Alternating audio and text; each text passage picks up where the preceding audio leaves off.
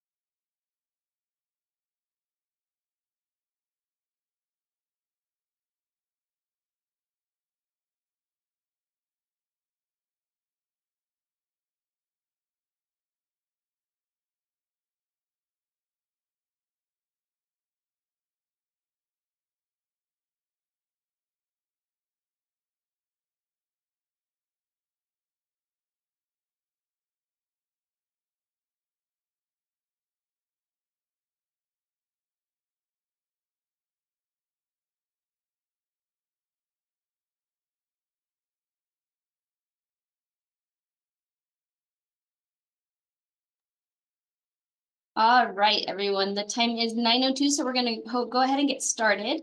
Hopefully you can see my screen over here. It's got the slides. If you can't, if someone could please just drop something in the chat or raise your hand or anything of that nature, that would be very helpful for me.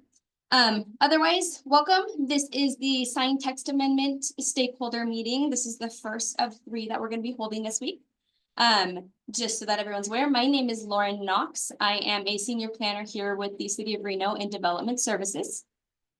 So we'll basically just start this with a brief presentation. I'll kind of let you know the process, where we've been at, how we got to where we are, and then I will open it up for any feedback, questions, comments, anything of that nature. So we'll go ahead and get started. All right, so first, I really want to walk us through the process and how we got to where we are today. So some of you may have been involved from the start, and some of you this may seem familiar for, and others might be just jumping in, and I want to make sure we all have that same level of information. So again, this is a process. This is an iterative process, really. We started back in June of 2022, but I'm going to come back to this process slide just a couple of times. Right, so the beginning stages of these sign codes started in 2022 when Council first initiated a sign code text amendment to begin working on updates to the city's sign regulations. We engaged with the consultant in the fall of 2022, and then we held some initial stakeholder meetings to discuss our current sign regulations and what changes some of the interest groups wanted to see, and this was held in the spring of 2023. So the information we got from that meeting helped us to develop the first draft of proposed amendments. So just for some general information here, what we heard in that first round of stakeholder engagement back in 2023 was that our sign code, our sign table, there's a table of regulations in our sign code. It really needed to be simplified. It's pretty intensive. If you have ever opened up that sign code, you'll see what I'm talking about there. There were some inconsistencies, some formatting issues, really some unclear language on how to read it, how to administer it. Staff had also some numerous implementation issues with the current sign standards.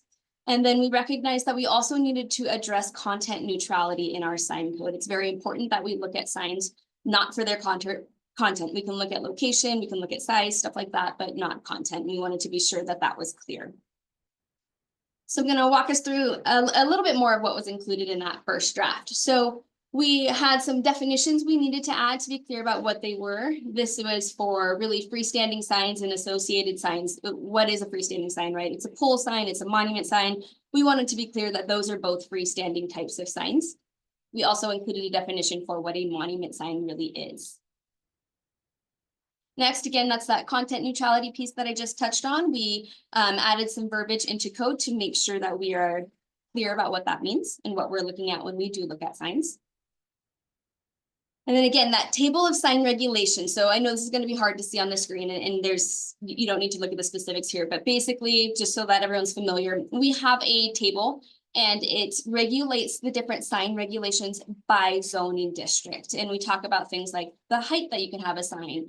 Can you have a freestanding sign? What about a wall sign? And just the general regulations associated there. And this was really the section of code that we heard the most issue with regarding our sign code currently. So we tried to make some changes overall to make this more consistent with the standards of measurement. For example, sometimes we utilize gross floor area, other times we utilize things like business frontage. We wanted to try to be consistent, both for staff's administration of our code, but also for people having to use the code and the public to understand what it is that's allowed. We also proposed to modify the table so that all businesses got a minimum square footage for signage. We were having issues where a shopping center, for example, we'd have regulations on how much you can have for that entire shopping center. And you might have an anchor tenant that comes in and uses up all that square footage. And then we have folks left without any square footage for signage. So we wanted to add in a piece there to make sure everyone gets some level of signage. And then on that table also, we had 13 footnotes. So we tried to work in those footnotes to be a little bit less confusing. You're not bouncing back and forth in the table. We worked those footnotes down to 4 footnotes. So some of them were just kind of extraneous and unnecessary, and others were worked into the actual table. So that it's clear what you're looking at. There were also some changes to the public facility allowance to allow for a little bit higher of a monument sign, and also we were requiring before that any sign in the public facility zone, any freestanding sign, had to have what's called a conditional use permit. We took that away from there. We also had many of our zoning districts were actually missing from the table. So like our parks, greenways, and open space was missing. We have a zoning district called unincorporated transition, which is really functions as residential, but we just had things missing from the table. So we wanted to clarify that piece there. Next, we had different types of entitlement review for our different signage. So we tried to make those all the same. We tried to say anything from a sign that's going to require some sort of entitlement review be required to go through what's called a major site plan review. And those go through a public hearing and through our planning commission. So you can see up here, this is things like being within a certain distance of the Truckee River, or having an animated sign 750 feet of residential zoning. So again, wanted to make all of those consistent. So again, earlier I said this was an iterative process and we would come back to this slide. So here we are. The changes that I just described were really part of what helped us to develop that first draft of code. We then took that first draft that was developed and took this through another round of stakeholder engagement. So we went through the public and our stakeholders in September. We brought that information to the Planning Commission in October. We received some feedback to engage with our downtown businesses, and we held that in November. And then all of this information was taken in December to the City Council, which then helped us to develop the second draft that we're here talking about today. So just for some information on what we heard from that feedback that I just discussed. So generally from our stakeholders, we heard an overwhelming response to remove an allowance that we had for virtually unlimited signage in the downtown area. We heard that we also needed to make some modifications to that table that I just discussed. We also heard from some of our partner agencies like the Regional Transportation Commission and the Washoe County School District regarding some proposed changes that would better accommodate some of the work that they do. And again, I mentioned this already, but the Planning Commission, they provided us some feedback regarding the downtown sign allowance concerns that we heard, and requested that we actually engage directly with our downtown businesses regarding that signage to determine what a better path forward would be. There we go. So again, we engage with the downtown businesses, and aside from the casino usage, there really wasn't a strong expression from that group of a need to keep that unlimited signage.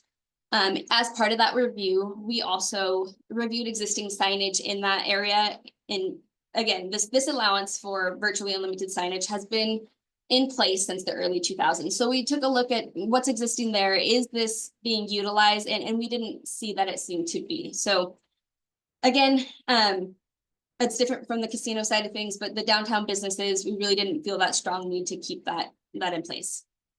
And then city council, because of that information, provided feedback to actually remove that allowance for the unlimited signage in the downtown area, but again, maintain that casino allowance. So just to really hit it home here, the biggest change from draft one of the proposed amendments to the new one we're talking about today does just that, what we just talked about.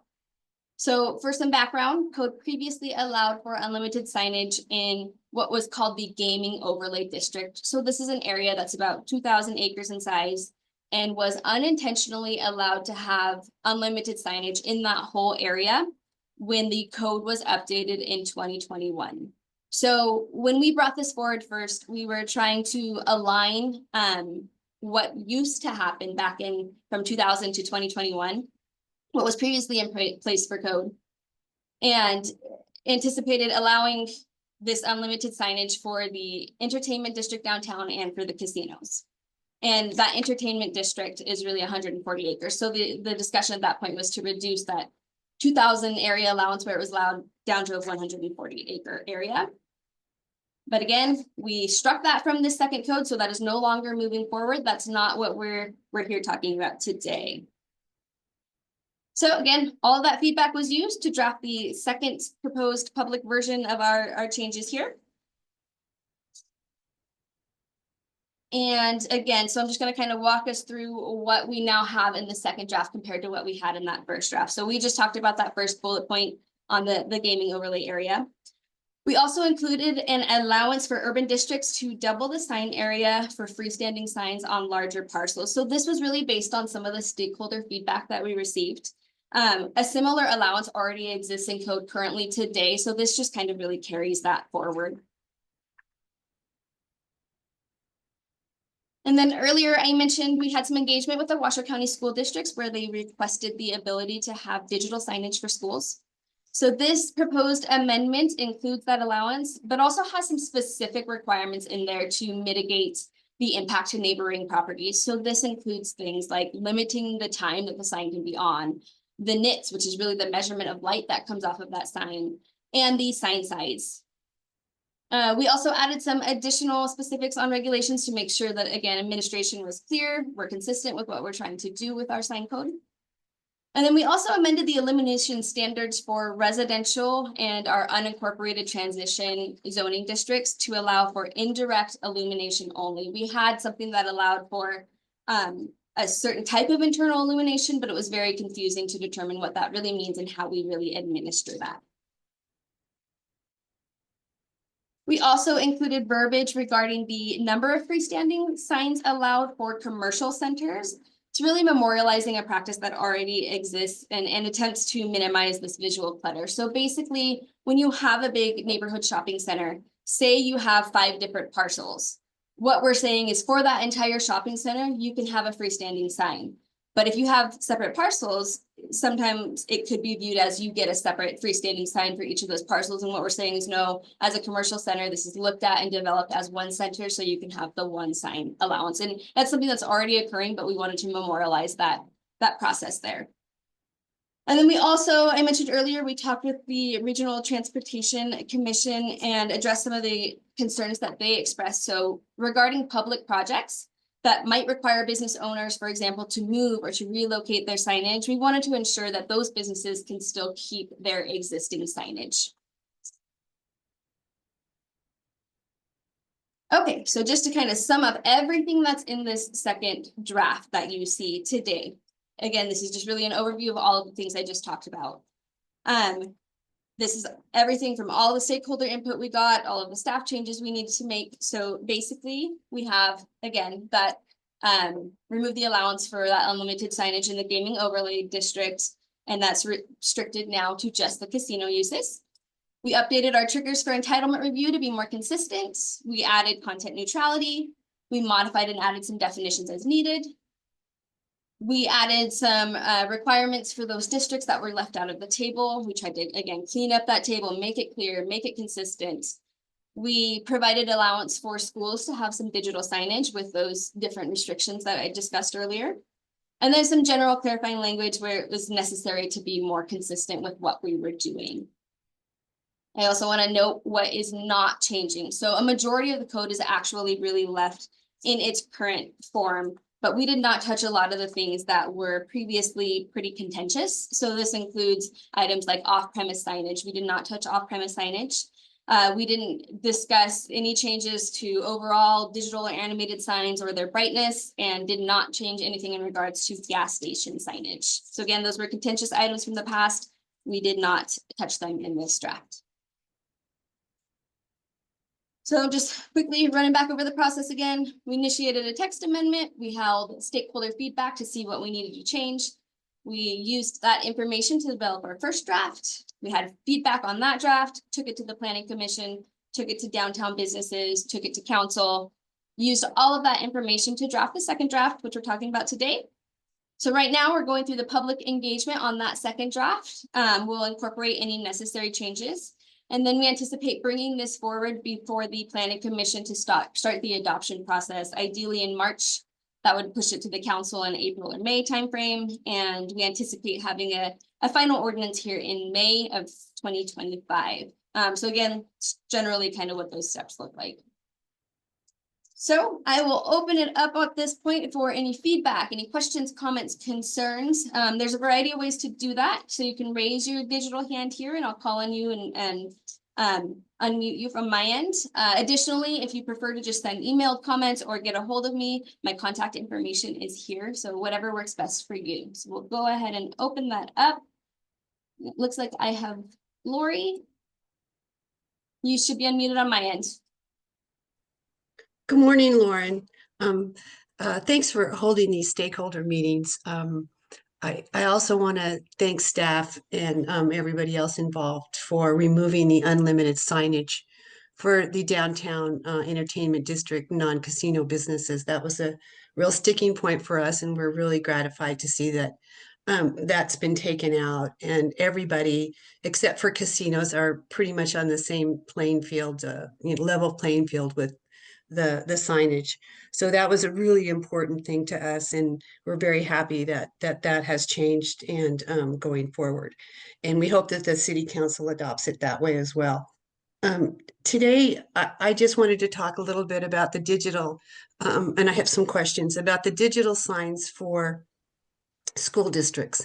I know it's just one component of this stakeholder meeting here today, but it's a real important one to Scenic Nevada. And the reason why is because digital signs in residential schools are located in residential neighborhoods for the most part, and residential neighborhoods are not allowed to have digital signs. And so this is a real departure of historically from where we've allowed digital signs in the city of Reno.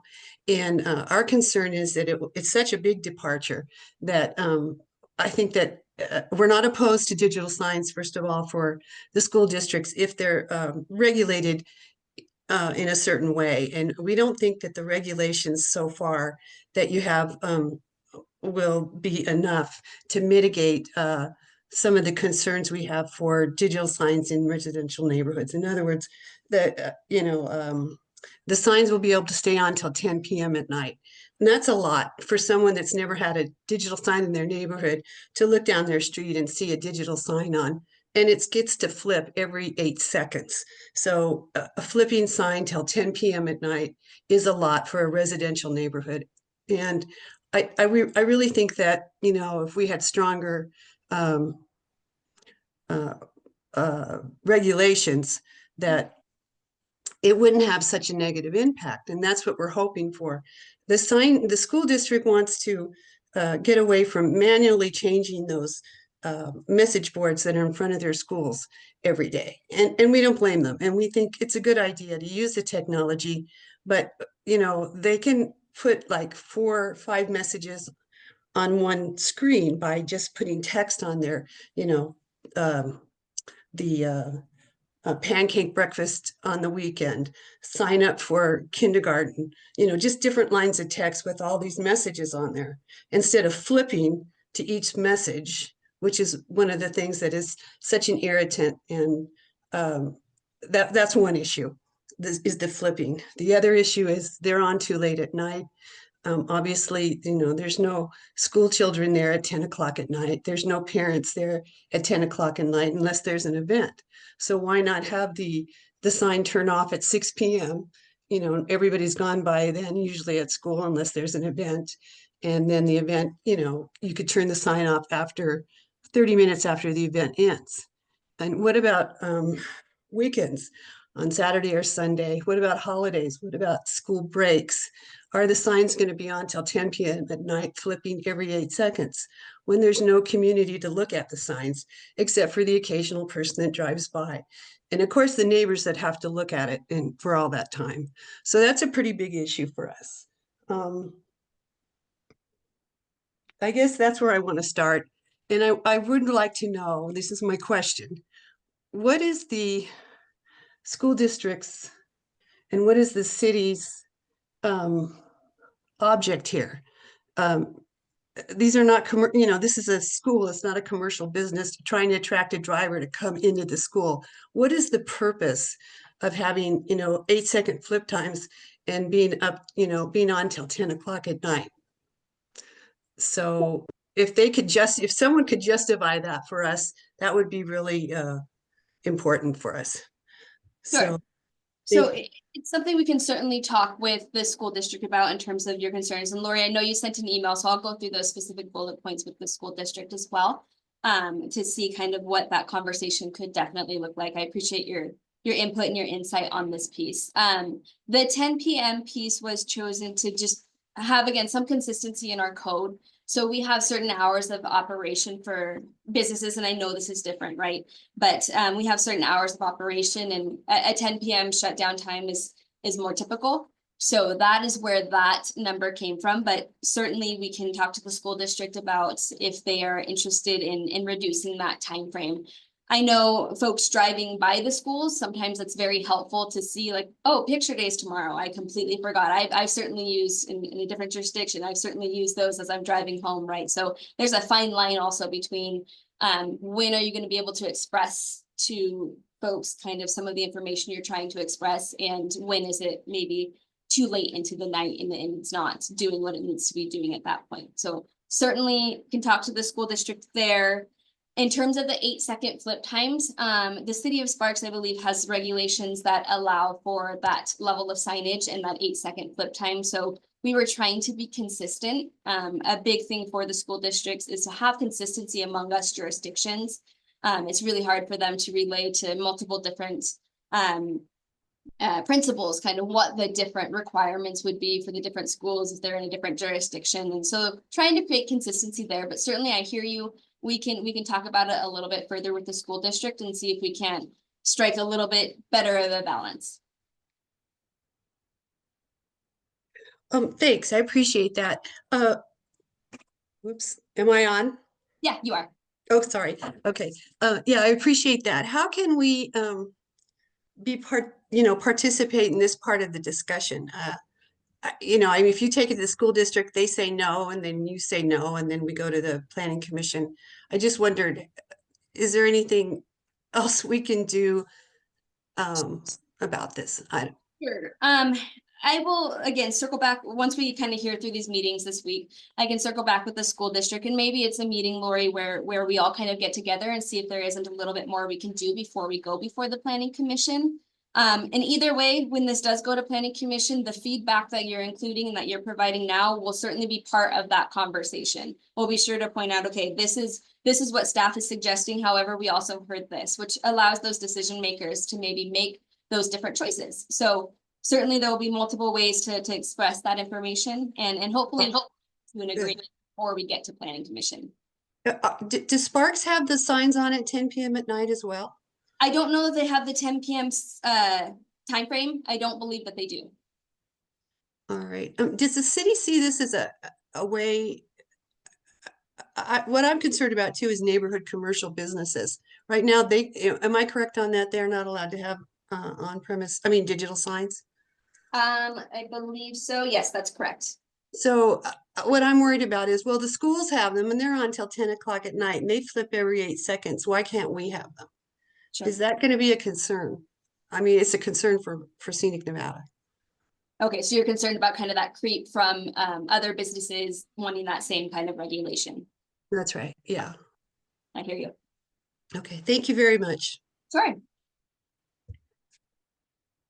Is there anyone else that wishes to provide any comment, feedback, questions? You can also, in this chat function here, you can send it in that way if you prefer. Looks like we have John. John, you're unmuted on my end. You should be able to unmute on your end now.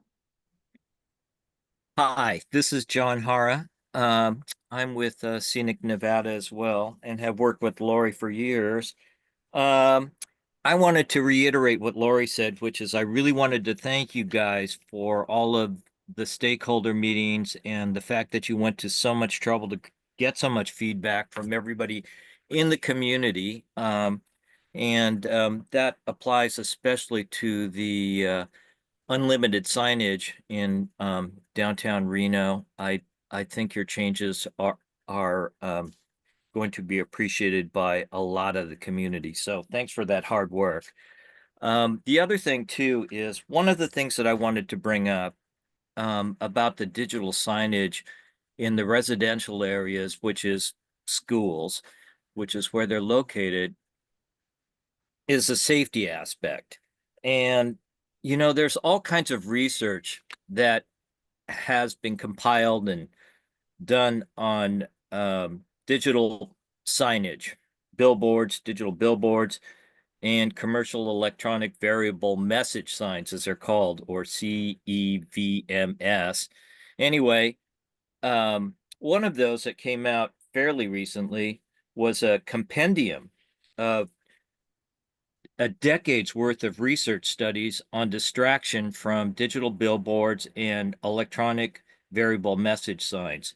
And this was done by the Veridian Group, and they prepared this for the California State Department of Transportation.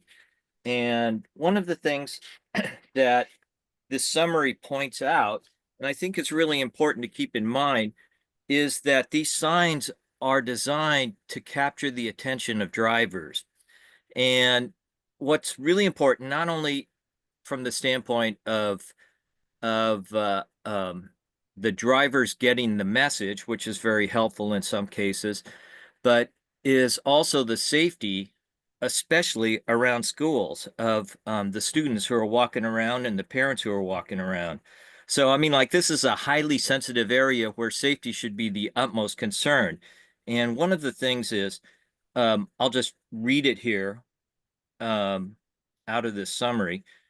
What it says is, broadly summarized, the more recent studies have tended to find that outdoor advertising signs, particularly CEVMS, again, the digital signs, attract drivers' attention, and that more dramatic and salient signs attract longer and more frequent glances, and that this attention is often captured through a bottom-up psychological process in which the driver attends the sign unintentionally and unconsciously, with their eyes captured involuntarily by the sign's changing imagery, brightness, and conspicuity, and occasionally motion and or sequencing.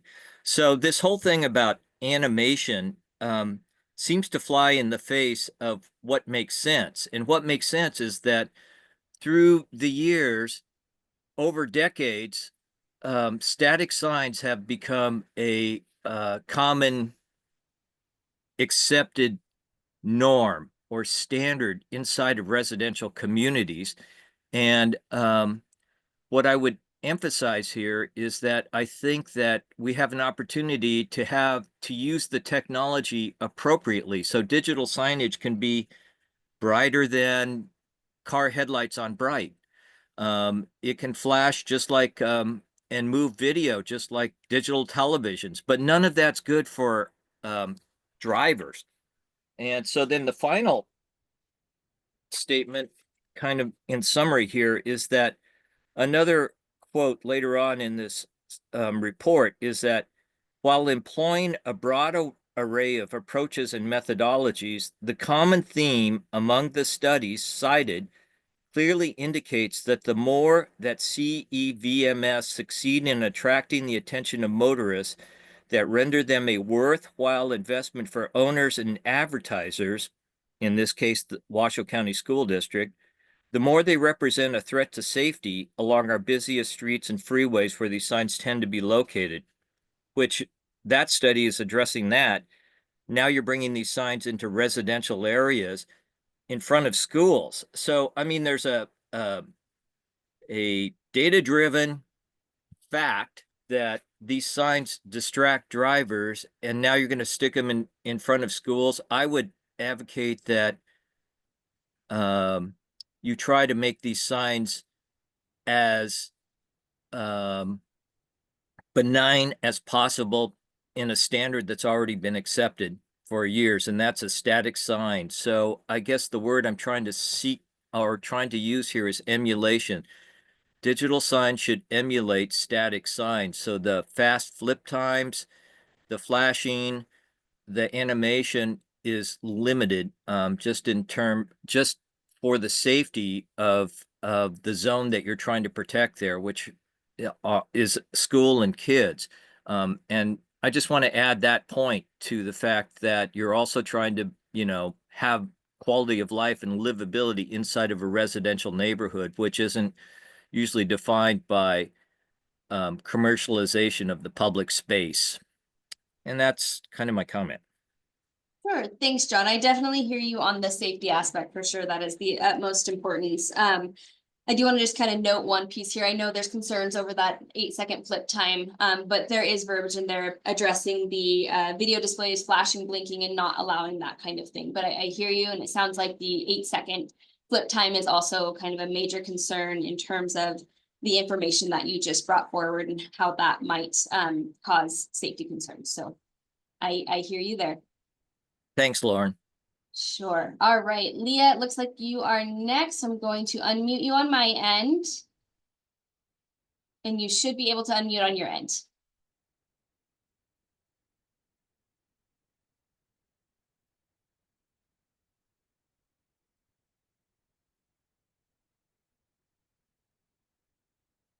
Leah, are you there? Yeah, I'm trying to unmute. There, I did it. Right? Yep, there you are. Hi. I too am a member of Scenic Nevada, and I support what both Lori and John have stated, so I won't repeat those. And just for the record, I'm usually a grumpy commenter, but I want to say you you have definitely listened to feedback, and I hope you listen again to the feedback today.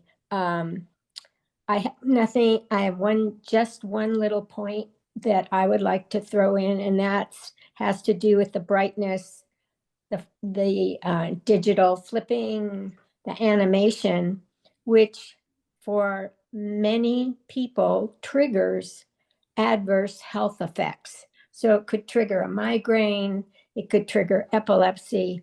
There's all kinds of feedback on that.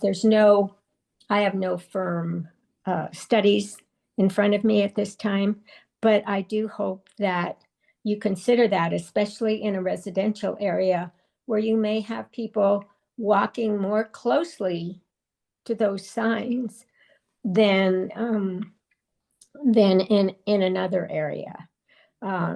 So I would appreciate you taking that into account as well, and thank you for your presentation. Sure, thank you for that feedback, Leah. Again, definitely safety in the public in there is something that is the most important. So we will take that into consideration. All right, Lori, I see your hand up again, so I've unmuted you on my end. Thank you, Lauren. I've forgotten one thing. I'm confused about the height limit. I think residential neighborhoods under the new or the proposed draft is still 6 feet tall. And does that mean that the digital signs for the schools would also all be 6 feet in height? That would be the limit? Yep, and they'd be 6 feet in height, and they're also limited in the residential districts to be a monument sign only. So if a school is located in one of those residential districts, it would be limited by that piece as well. Are there any schools that aren't in residential neighborhoods where we would see a bigger sign? I believe there may be a few. I've not gone through each of the schools to see kind of which zoning district they're in. The larger schools typically aren't always in a residential district necessarily. Some of the high schools are a little bit outside of the residential districts. Elementary schools typically end up in those residential districts, but I don't have that specifically in front of me right now, but it is possible that if there's a school in a district that's more commercial based, for example, some of our private or charter schools, then yes, they Oh. know what's allowed by that commercial allowance already anyways. But again, for the schools specifically, we also limit the square footage of that animated portion of the sign. So even if the sign can go taller, the actual structure, the animated portion cannot be more than 32 square feet. And it could be on a pole sign if it is in a more of a commercial area. Doesn't have to be monument. It could be correct based on whatever that underlying zoning district would allow. I would say it's less frequent for our schools, but it is a possibility, sure. All right, thank you. All right. Karen, you are unmuted on my end. Great, Lauren, you just had said the animated portion of the sign. I just wanted to make sure that animation's not going to be allowed for any of these school signs. They would be digital in nature and not allowed to be animated. Is that accurate? That is accurate, correct, yes. Our definitions are a little bit wonky in that aspect, but yes, just that digital portion. You cannot have animation, blinking video, but that digital portion of the sign is Got it. limited. That's what I had read and understood and from what you had communicated earlier. So I just wanted to make sure that I clarified that. Perfect, thanks Karen for that. All right, is there anyone else that wishes to speak? Just raise your virtual hand if you do. Okay, I'm not seeing anyone at this time, but if you think of something after the fact, please feel free to send me an email or get a hold of me. My information is also on our website. If you go under the code cleanup section of our website, you'll see the various drafts, you'll see the summary information, and you'll also get all of my contact information there if needed. Otherwise, I appreciate everyone's input for today, and I hope you have a great rest of your day.